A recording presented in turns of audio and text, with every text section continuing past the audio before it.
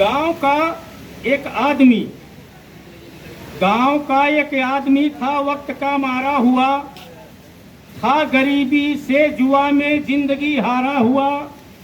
हड्डियों के जिस्म पर थी मांस की बोटी नहीं, पेट भरने के लिए मिलती नहीं रोटी नहीं। डाल ली थी झोपड़ी, बनवास था जो घर नहीं, जिंदगी मजदूर की थी खेत बीघा भर नहीं।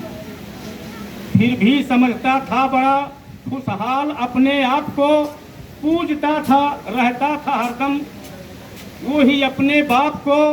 मौत की मर्जी हुई थी, दुख सियासी हो गए, उठ गया साया पिता का, ऐसा काई हो गए। उद्धार कैसे हो पिता से, आ रही उसको शर्म, गांव से ईंधन मंगाकर हो सका क्रियाक्रम। पूछता था स्वयं से, अब धैर्य तुम कैसे धरोगे, गांव का प्रधान बोला 13वीं कैसे करोगे। पेट को रोटी नहीं थी, चीथड़ों से तन ढका था गरीबी का सताया, 13वीं में क्या रखा था। गिड़गिड़ा कर कहने लगा, बेमौत हम मर जाएंगे, भैया क्षमा कर दीजिए हम ये नहीं कर पाएंगे। संस्कारों की पुरानी रीत जब मैली हुई, दूसरे ही दिन हवा यह गांव में फैली हुई। उद्धार कैसे हो पितर, उससे तनिक ना डर रहा, गांव का कलवा पिता की 13वीं ना कर रहा। ये पूरे गांव में चर्चा होने लगी कि गांव का कलवा पिता की 13वीं ना कर रहा। तूल इतना दे दिए थे लोग, इस परपंच को फैसला करना पड़ा था गांव के सरपंच को। क्या फैसला दिया गांव के सरपंच ने कि आज तुम कतरा गए, कल और भी जनता लड़ेगी, और गांव में रहना तुम्हें तो 13वीं करनी पड़ेगी। ये प्रधान का फैसला आया कि गांव में रहना तुम्हें तो 13वीं करनी पड़ेगी। मान्यताएं मानने से बहुत हर्जा हो गया, उठ गया साया पिता का और कर्जा हो गया। लोग पत्तल पर जमे बैठे खिले परसून थे, खा रहे थे पूड़ियां सेकी गई जो खून से। टूटते थे कुल्हड़ों पर हाथ ऐसे पहुंचकर, गीध जैसे खा रहे हो मांस उसका नोचकर।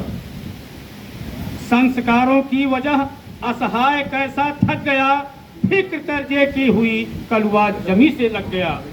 उठ गए थे प्राण उसके, सोच ऐसा बढ़ गया, अच्छा भला इंसान एक बल 13वीं की चढ़ गया, वो भी खत्म हो गया। आदमी जिसका मरे उसको सताना पाप है, ये 13वीं की छोड़ दो, ये 13वीं अभिशाप है। 13वीं के नाम पर कितना बड़ा अंधेर था, और बाप के बदले के द्वारे कुल्हड़ों का ढेर था। खालो कसम साथी सभी, दादा मरे या दादियां, आदमी का आदमी जाए और बर्बादियां। कर्ज लेकर बाप की क्रियाक्रम ना हम करेंगे, शोक व संवेदना में देंगे उन्हें जो अब मरेंगे। भाइयों अब एक होकर इस नियम को तोड़ दो, मजबूरियों से ये भरा अपवित्र खाना छोड़ दो। कर्ज लेकर बाप की ना 13वीं कोई करे, जिससे हमारे गांव में कोई और ना कलवा मरे। इन्हीं आशा और विश्वास के साथ कि हम लोग आज ये संकल्प लेंगे कि हम लोग इस संवैधानिक व्यवस्था का पालन करेंगे, और उसके विपरीत ये मृतक भोज के कार्यक्रम को हम छोड़ेंगे, त्यागेंगे, तभी समाज में एक नया आयाम दिखाई देगा। इन्हीं संकल्पों के साथ हम श्रीमती गीता देवी के प्रति दुख प्रकट करते हुए अपनी बात समाप्त करते हैं। धन्यवाद।